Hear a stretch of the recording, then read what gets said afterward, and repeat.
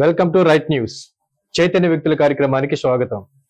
ఈనాటి కార్యక్రమంలో పాల్గొనడానికి మనతో ఉన్నారు నెల్లూరు రూరల్ నియోజకవర్గ ఎమ్మెల్యే, అలాగే రూరల్ నియోజకవర్గ ఇన్ఛార్జ్ కోటమిరెడ్డి శ్రీధర్ రెడ్డి, గిరిధర్ రెడ్డి గారి ముఖ్య అనుచరులు ఒకరు. శ్రీధర్ రెడ్డి గారి విజయం కొరకు ఎల్లవేళలా శ్రమిస్తున్నటువంటి హృదయ్ కుమార్ గారు. ప్రజెంట్ నెల్లూరు రూరల్ నియోజకవర్గ రాజకీయాల గురించి, శ్రీధర్ రెడ్డి గారితో ఎందుకు ఆయన ఇంతకాలం నుంచి సుదీర్ఘంగా జర్నీ చేస్తున్నారో ఆయన మాటలని విని తెలుసుకుందాం. సార్ నమస్తే అండి. నమస్తే అండి. సార్ బాగున్నారా? బాగున్నాను సార్, మీరు ఎలా ఉన్నారు? బాగున్నాను sir, thank you very much. Sir మీరు చెప్పండి, మీ రాజకీయ ప్రారంభం నుంచి మీరు శ్రీధర్ రెడ్డి గారితోనే జర్నీ కొనసాగిస్తూ ఉన్నారు, కారణం ఏంటి? కారణం ఒకటే, వారితో ఉన్నటువంటి కార్యకర్తల మనోభావాలు కానీ, కార్యకర్తలు అంటే ఎనలేని ప్రేమ. ఆ ప్రేమకి మేము ముగ్ధులైపోయాం. ఓకే, దాసోహం. కాబట్టి మేము ఎక్కడికి పోలేం. ఎందుకంటే ఆయన నవ్వితే మేము సంతోషిస్తాం, ఆయన కొద్దిగా మొహం ఇదైతే ఏంది ఈయనేదో అలజడిలో ఉన్నాడే, బాధలో ఉన్నాడే అనేటువంటి మా హృదయం ఘోషిస్తుంది. కాబట్టి అలాంటి వ్యక్తుల్ని ఇద్దరు కూడా, శ్రీధర్ అన్న కానీ గిరి అన్న కానీ, ఇద్దరు వ్యక్తులు కూడా మేము పోగొట్టుకోలేం. కాబట్టి నా 14 సంవత్సరాల నుంచి అన్న వాళ్ళతోనే కొనసాగుతూ ఉన్నాను. శ్రీధర్ రెడ్డి గారు అంటే సామాన్య ప్రజలు కూడా ఎలాంటి పైరవీ లేకుండా నేరుగా ఎమ్మెల్యే ఆఫీస్ వెళ్ళడానికి, ఎమ్మెల్యే గారితో మాట్లాడడానికి ఒక శ్రీధర్ రెడ్డి గారి దగ్గర మాత్రమే ఆ సౌలభ్యం ఉంటుంది. మరొక శాసనసభ్యుల దగ్గర ఆ విధంగా పోల్చుకోలేమంటుంటారు. నిజమేనా? వాస్తవం. ఎందుకంటే సామాన్యుడైనా సరే, ఎవరు తెలియపడలేదు, ఆయనకి ఫోన్ చేసి, అర్ధరాత్రి అయినా సరే ఫోన్ చేసి, అయ్యా నేను ఈ కష్టంలో ఉన్నానంటే వెంటనే స్పందించేటువంటి వ్యక్తి ఒకే ఒక వ్యక్తి నెల్లూరు జిల్లాలో, మరి అన్ని జిల్లాల్లో ఉన్నారో నాకు తెలియదు, నెల్లూరు జిల్లాలో ఒకే ఒక వ్యక్తి కోటమిరెడ్డి శ్రీధర్ రెడ్డి గారు. అది మాకు గర్వకారణం. ఆయన అనుచరులుగా మీకు గర్వకారణం. అలాంటి వ్యక్తితో మేము ఉన్నాము అనేటువంటి ఆశ, కోరిక కూడా, అలాంటి వ్యక్తితో ఉండటం అనేది మాకు గర్వం. సో 24 hours ప్రజలకు అందుబాటులో ఉంటాడు. ఇంకొకటి అంతేకాకుండా సామాన్యులైనా సరే ఆయన ఆఫీసులో నేరుగా వెళ్ళిపోవచ్చు. అక్కడ ఎవ్వరు కూడా అబ్జెక్షన్ పెట్టరు. సామాన్యుడా ఈడు కోటీశ్వరుడు అనేది చూడరు. ఎవరు వచ్చినా గౌరవిస్తారు. సిబ్బంది కానీ, పిఏ గారు కానీ, గిరన్న కానీ, ఎవరైనా సరే ఎటువంటి ఆటంకం పెట్టరు. నేరుగా వెళ్ళిపోయి వారి సమస్యను చెప్పుకుంటే వెంటనే స్పందించే వ్యక్తి శ్రీధర్ అన్న. సో సామాన్యుడి సమస్యలకు కూడా ద్వారం తెరిచే ఉంటుంది అక్కడ ఎప్పుడు. ఓకే, మరి ఆయన మీద పోటీదారుడుగా ఉన్నటువంటి ఆదాల ప్రభాకర్ రెడ్డి గారి విషయం చర్చించాల్సి వస్తే ఈ విషయం పైన సార్, ఇప్పుడు మనం ఒక్క మాటలో చెప్పాలంటే, వారు హైదరాబాద్ లో ఉంటారో, ఢిల్లీలో ఉంటారో, ఎప్పుడు వస్తారో ఎప్పుడు పోతారో కూడా మాకు తెలియదు. వారు గతంలో ఎంపీగా ఉన్నారు. ఎంపీగా ఉన్నప్పుడు కూడా మేమే క్యాన్వాస్ చేశాం. కానీ ఆయన ఎప్పుడు వచ్చేది తెలియదు, ఎప్పుడు పోయేది తెలియదు. ప్రజలకి అందుబాటులో ఉండడు. ప్రజలు ఎప్పుడు కూడా కోరుకునేది ఎవరిని కోరుకుంటారు? ప్రజలతో అందుబాటులో ఉండి మమేకమయ్యి ప్రజల బాగోగులను చూసుకునేవాడిని కోరుకుంటారా? కరెక్ట్. ఎక్కడో హైదరాబాద్ లో వ్యాపారాలు చూసుకుంటూ, లేకపోతే ఢిల్లీలో ఉండే వ్యక్తులను కోరుకుంటారా? కాబట్టి ఈ మధ్య కాలంలో మాకు ఒక చిన్న సంఘటన జరిగింది. ఒక 50 మంది దైవజనులు కోటమిరెడ్డి శ్రీధర్ రెడ్డి గారు తెలుగుదేశంకి వచ్చిన తర్వాత వైసీపీలో నుంచి వీళ్ళందరూ కూడా పోయి, అయ్యా మా కమ్యూనిటీ హాలు శ్రీధర్ని ఇప్పించారు, కానీ మీరు దానికి నిధులు ఇప్పించండి, కమ్యూనిటీ హాల్ కట్టుకుంటామంటే అనేదానికి అడిగేదానికి వెళ్ళారు. ఎవరి దగ్గరికి? ఆదాల ప్రభాకర్ రెడ్డి దగ్గరికి వెళ్ళినప్పుడు అయ్యగారు దాదాపు ఈ 50 మందిని 2 గంటల సేపు నుంచోబెట్టాడు. అదే 50 మంది శ్రీధర్ అన్న దగ్గరకు పోతే శ్రీధర్ అన్న సీట్లో నుంచి వెళ్ళిపోయి వాళ్ళు పలకరిస్తాడు. అది వారికి వీరికి ఉన్నటువంటి వ్యత్యాసం. ఓకే సార్, దైవజనులు అంటే క్రిస్టియన్ సోదరుల యొక్క మాటను బయటకు తీసుకొచ్చారు కాబట్టి మీతో మాట్లాడుతున్నాను సార్. సార్, మీ రూరల్ నియోజకవర్గంలో క్రైస్తవ సోదరులందరినీ ఏకం చేసి శ్రీధర్ రెడ్డి గారి విజయం కోసం కృషి చేసే వాళ్ళలో హృదయ్ కుమార్ గారు ఒకరు అంటుంటారు. నిజమే? వాస్తవమే సార్, వాస్తవమే. ఎందుకంటే అన్న వాళ్ళకి నా మీద ఉన్నటువంటి నమ్మకం ఇతను ఖచ్చితంగా చేస్తాడు, నమ్మకంగా ఉంటాడు అనేటువంటి దీన్ని బట్టి నేను అన్ని చర్చిస్కి వెళ్ళి వారి గెలుపు కొరకు సహకరించమని అడుగుతూ ఉన్నాను. వారి ఆరోగ్యం కొరకు, వాళ్ళ తమ్ముడు ఆరోగ్యం కొరకు ప్రార్థన చేస్తూ, మనకి క్రిస్టియన్స్ లో ఓటింగ్ శాతం పెంచేదానికి ప్రయత్నిస్తూ ఉన్నాం. ఇందుకే మీ రూరల్ నియోజకవర్గంలో క్రైస్తవ సోదరుల మద్దతు ఆదాలకుందా, శ్రీధర్ రెడ్డి గారికి ఉందంటారు? ప్రజల మనిషి ఎవరైతే ఉంటారో వాళ్ళకే ఉంటది కదా. ఎవరు ప్రజల మనిషి అంటారు? శ్రీధర్ రెడ్డి గారు. ఆదాల ప్రభాకర్ రెడ్డి గారు మాట్లాడుతూ, నేను ఎంపీగా గెలిచాను, ఎమ్మెల్యేగా గెలిచాను, నేను ఎక్కడ పోటీ చేసినా సరే అక్కడ ప్రజలు నాకు మద్దతు ప్రకటిస్తారు, రానున్న ఎన్నికల్లో శ్రీధర్ రెడ్డి గారిని ఖచ్చితంగా ఇంటికి పంపిస్తాను అంటున్నారు. వాస్తవే సార్. ఇప్పుడు ప్యాకేజీలు రోజులు పోయాయి సార్, ప్యాకేజీ రోజులు పోయాయి.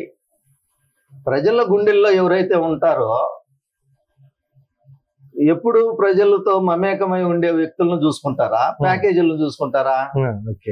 ఈ ప్యాకేజీ ఈ రోజుతో ఉంటది, ఈ రోజుతోనే ఉంటది సార్.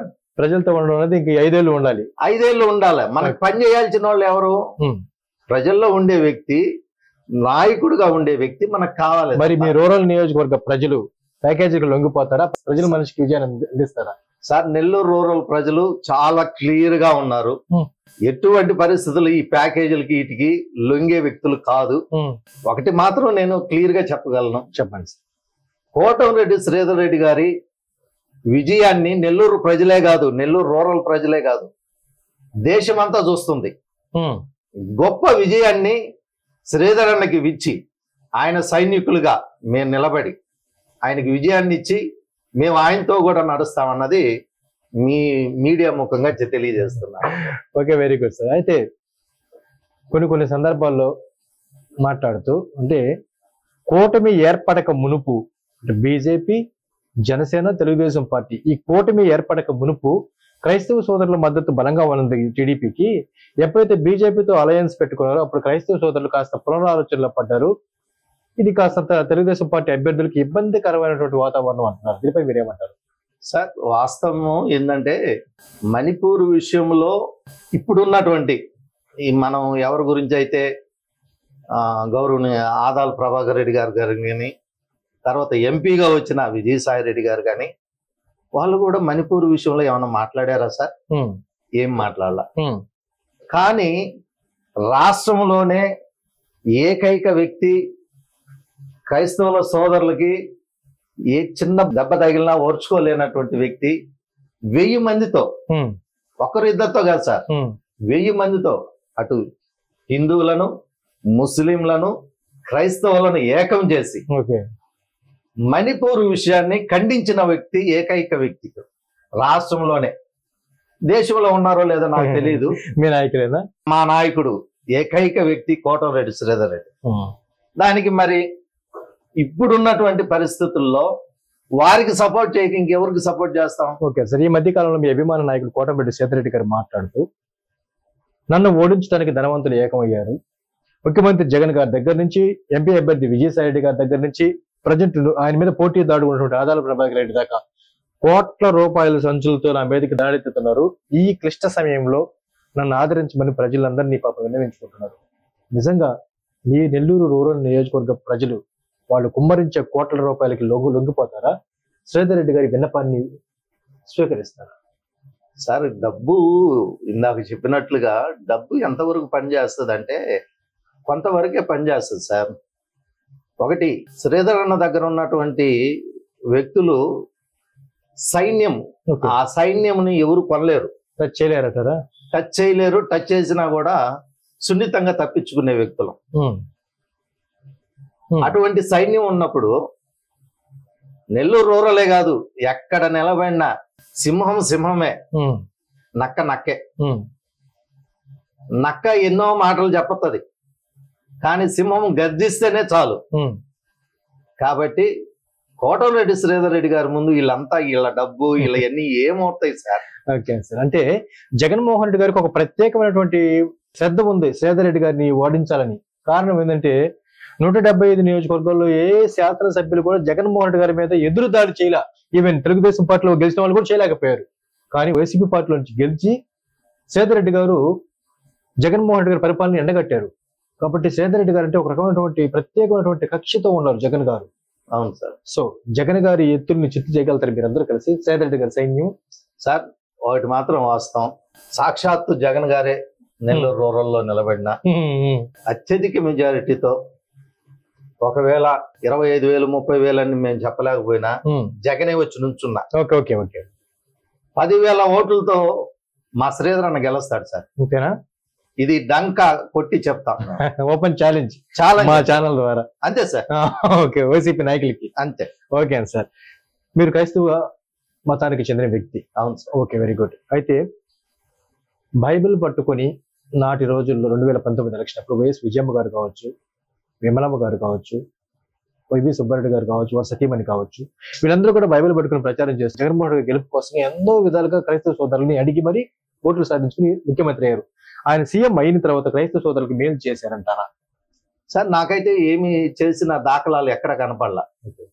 ఎందుకంటే మా సోదరులకి మీ టీవీ ద్వారా కూడా నేను చెప్తున్నాను, క్రిస్టియన్ కు సంబంధించిన కార్పొరేషన్ పెట్టారు కానీ నిధులు ఇవ్వలేదు కదా సార్. విధులు లేని నిధులా?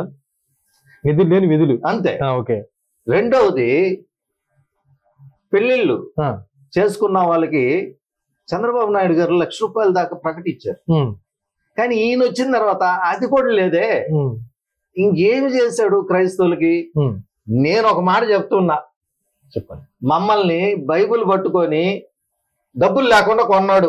క్రైస్తవ సోదరుల్ని, క్రైస్తవ సోదరుల్ని బైబిల్ చూపించి, ఎందుకంటే వీళ్ళు బైబిల్ పట్టుకుంటే మమ్మల్ని నమ్ముతారు అని చెప్పి అట్లా చూపించి మమ్మల్ని కొన్నాడు. అయితే ఈసారి మాత్రం అట్లా ఆయన కొన్నా కూడా మేము ఆయనకు అమ్ముడు పోయేదానికి సిద్ధంగా లేము. Okay okay. కాబట్టి జగన్ మళ్ళా ఎన్నికల ప్రచారం మొదలైంది. మళ్ళా ఎడుపుల పైన జగన్మోహన్ రెడ్డి ఎన్నికల ప్రచారం పాల్గొన్నప్పుడు మళ్ళా తిరిగి ప్రార్థనల ద్వారా ప్రచారాన్ని మొదలు పెట్టారు. సో ఈసారి క్రైస్తవ్యులు జగన్ గారి ట్రాప్ లో పడరంటారా? సమస్య లేదు సార్. ప్రతి పార్టీకి కొంత కార్యకర్త ఇది ఉంటుంది. అదే విధంగా అటు క్రైస్తవుల్లో కానీ అన్ని వర్గాలలో కూడా వాళ్ళకంటూ ఓటింగ్ శాతం ఉంది సార్. రెండోది, మనం ఇప్పుడు మీరు అడిగిన ప్రశ్నకి జగన్ గారి నుంచి దాదాపుగా ఒక 30% పక్కకు వచ్చేసారు సార్. వచ్చేసారు ఆల్రెడీ క్రైస్తవ సోదరులు. కాబట్టి ఇంకెక్కడుంది? మెజారిటీ ఆఫ్ పీపుల్ ఇటువైపే ఉంది. కాబట్టి ఖచ్చితంగా ప్రభుత్వం టీడీపీ ప్రభుత్వం వస్తుంది. టీడీపీ ప్రభుత్వంలో మా శ్రీధర్ అన్న మంత్రి అవుతాడు. మేము ఆయనతో ఉండి సంతోషిస్తాం. సార్, ఆదాల ప్రభాకర్ రెడ్డి గారికి సేదరెడ్డి గారికి పోల్చుకుంటే కార్యకర్తలతో ఎవరు బాగా మసులుకుంటారంటారు?